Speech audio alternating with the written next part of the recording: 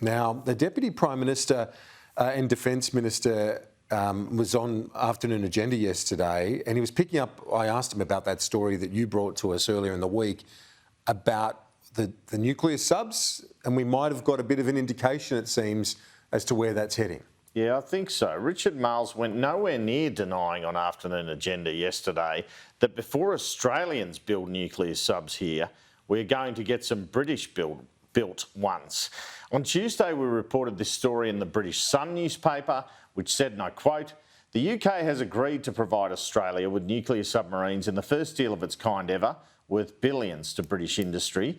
Ministers are said to be open in principle to the idea of building conventionally armed nuke-powered subs like Britain's Astute class, which cost nearly £2 billion or $3.5 billion.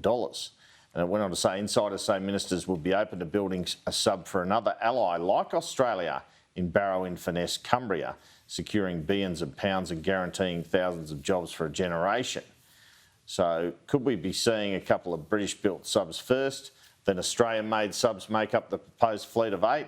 We're putting together the jigsaw puzzle ahead of the AUKUS announcement next month, I guess. But Richard Marles did not deny that could happen to Kieran yesterday. Is that right? Well, it won't surprise you. My answer's not going to surprise you, which is I'm not going to preempt the decision that all three governments, the United Kingdom, the US and ourselves, will make in the not too distant future about what the optimal pathway will look like. But it sounds like the trilateral boat that you've been talking about, that sort of thing. Well, I mean, the point that we've made, and I'll continue to make, is that it is a genuinely collaborative effort between the three countries.